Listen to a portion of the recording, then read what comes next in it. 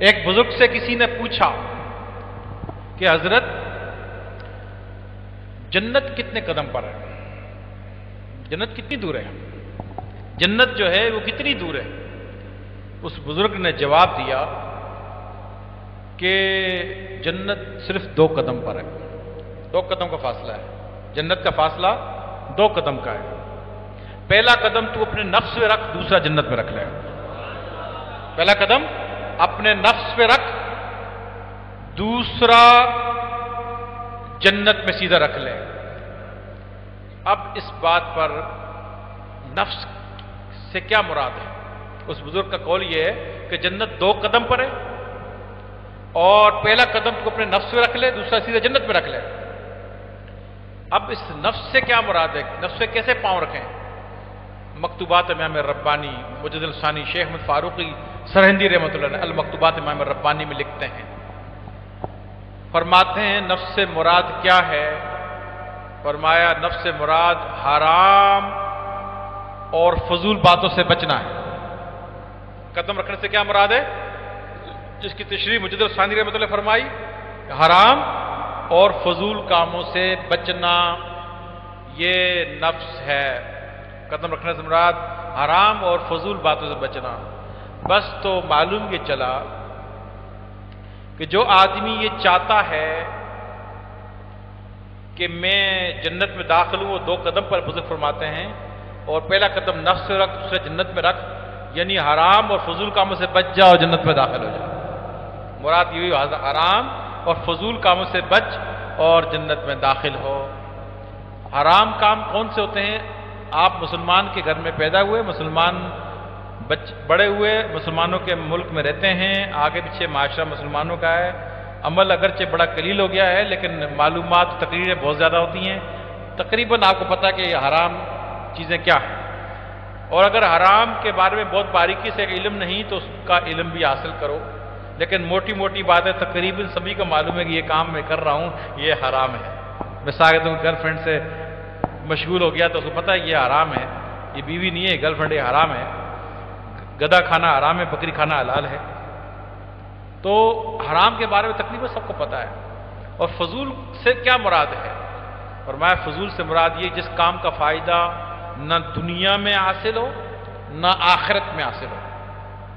نہ دنیا میں حاصل ہو اور نہ آخرت میں حاصل ہو، وہ کام فضول ہے. جنہیں ایک کام آپ کر رہے ہو اس کا نہ کوئی دنیا میں فائدہ ہے، تاش کے پتے کھیل رہے ہو، کوئی گیم کھیل رہے ہو، کرکٹ کا میچ دیکھ رہے ہو، اس کا فائدہ کوئی دنیا میں ہے؟ مرنے کے بعد ہوگا؟ تو یہ سارا فضولیات میں آ جاتا ہے، یہ فضولیات کے کاموں میں آ جاتا ہے. باہر تھلے بیٹھ کے گپیں لگا رہے ہو سیاسی، جیسی کسی کے ساتھ بیٹھ کے گپیں لگا 2 گھنٹے ضائع کرتی ہے، اس کا فائدہ کیا ہوگا باتیں کرنے کا؟ حکومت بدل جائے گی یا کوئی اور معاملہ ہو جائے گا. فضولیات، جس چیز کا فائدہ نہ دنیا میں ہو اور نہ آخرت میں ہو، جس کام کا، وہ فضول کام ہے. تو امام ربانی رحمۃ اللہ نے فرمایا کہ حرام نفس سے مراد ہے حرام اور فضول کاموں سے بچنا. تو پہلے بزرگ کا قول یہ ہوا کہ جنت 2 قدم پر ہے. پہلا قدم تو اپنے نفس پہ رکھ، دوسرا جنت پہ رکھ لے. امام ربانی فرماتے ہیں اس نفس سے مراد حرام اور فضول کاموں سے بچنا ہے. قدم رکھنے سے مراد نہیں حرام اور فضول کاموں کو چھوڑ دے. اب تیسرا قول داتا گنج بخش علی اجویری رحمۃ اللہ علیہ کا، جو کشف المعجوب میں لکھتے ہیں، سننے والی بات ہے، کشف المعجوب میں لکھتے ہیں، جو بڑی زبردست بات لکھی اور بڑی توجہ طلب بات ہے. سنو اور سوچو، غور کرو، تفکر کرو.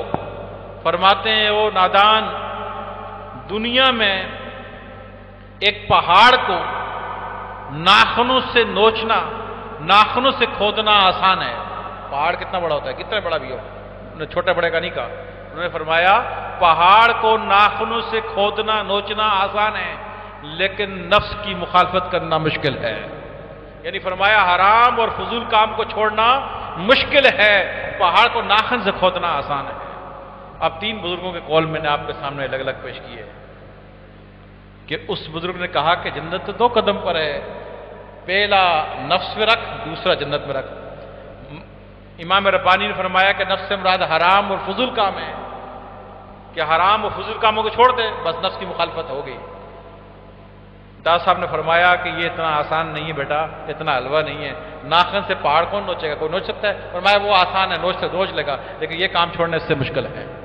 اب یہ معلوم چلا کہ اتنا آسان یہ حلوہ نہیں پکا ہوا، کہنے کو ایک بات کر دی، اور جب تم عمل کرنے جاؤ گے تو پھر یہ عمل اتنا آسان نہیں ہے۔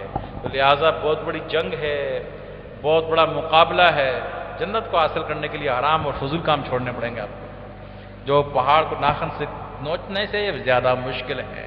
تو لہٰذا یہ آسان کام نہیں ہے، یہ پہاڑ پر چڑھنا جنت اور پہاڑ سے اترنا جہنم کا راستہ ہے۔ تو لہٰذا محنت کرو اور مشقت کرو اور زور لگاؤ۔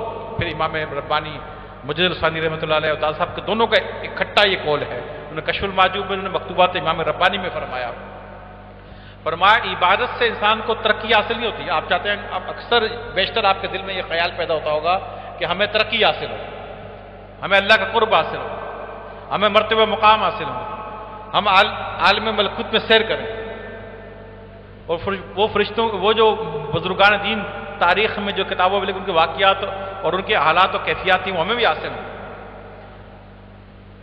تو داتا صاحب اور امام ربانی جو کہ مرادوں میں سے تھے، ایک مرید ہوتا ہے، ایک مراد ہوتا ہے۔ مرید وہ ہوتا ہے جو اللہ کو چاہتا ہے، اور مراد وہ ہوتا ہے جسے اللہ چاہتا ہے، جس سے اللہ خود محبت کرتا ہے، وہ مراد ہوتا ہے۔ تو دادا صاحب امام ربانی یہ مراد تھے، ان کو اللہ خود ان سے محبت کرتا تھا، ان کا یہ اکٹھا قول آ گیا۔ فرمایا ترقی عبادت کرنے پر نہیں ہوگی، اس کی پھر مثال دیتے ہیں، بولے فرشتے جب سے پیدا ہوئے ہیں آج تک عبادت کر رہے ہیں، کوئی سبحان رب العظیم اور کوئی سبحان رب الاعلی، جو عبادتیں ہم کرتے ہیں وہ سارے فرشتے کسی نہ کسی شکل میں اس سے زیادہ وہ کر رہے، اور ایک لمحے کے لیے بھی وہ نہیں رکتے، نہ غلطی کرتے ہیں، اور قیامت تک جب تک اللہ چاہے گا وہ اللہ کی عبادت میں، کوئی رکوع سجود میں، کوئی قیام میں، کوئی جلسے میں رہیں گے، اور اللہ کی عبادت تسبیحات بیان کرتے رہیں گے، اور کرتے رہیں گے۔ جب قیامت کا دن ہوگا تو اللہ کے حضور سجدہ ریز ہوں گے اور عرض کریں گے مولا جس طرح تیری عبادت کرنے کا حق تھا وہ حق ادا نہ کر سکے، جس طرح حق تھا عبادت کرنے کا، تیری تسبیحات، تیری حمد و ثنا کرنے کا، وہ حق تو ہم ادا نہ کر سکے، یہ ان کا عالم ہے۔ مگر کوئی بتائے کہ فرشتے ترقی کرتے ہیں، وہ بزرگ فرماتے ہیں بتاؤ فرشتے ترقی کرتے ہیں؟ جو مقام جس فرشتے کا تھا وہ آج 5,000 سال یا 20,000 سال جتنے بھی سال گزر گئے ہیں، جو مقام جو شروع میں ملا تھا آج بھی اسی مقام میں، حالانکہ اگر 1,00,000 سال سے بھی اگر عبادت کر رہے ہیں، اللہ کی تسبیح بیان کر رہے ہیں تو ترقی ہونی چاہیے، کوئی ترقی نہیں ہوئی، جہاں تھے وہیں کے وہیں ہیں۔ انہوں نے فرمایا کہ ترقی عبادت میں نہیں ہے، عبادت فرض واجب ہے، چھوڑ دے گا تو وہ تو ایمان اس کا کہیں خاتمہ، کہیں ایمان کو ہی خاتمہ مشکل ہو جائے گا، تو وہ فرض واجب ہو تو ادا کرنا ضروری ہے، لیکن کوئی شخص ترقی چاہتا ہے، فرمایا اس کے لیے نفس کی مخالفت نہیں، حرام اور فضول کام چھوڑنے پڑیں گے۔ ترقی کس کام میں ہے؟ ترقی حرام کاموں کو چھوڑنے میں ہے، فضول کاموں کو چھوڑنے میں، حرام گناہوں سے بچنے میں ترقی ہے۔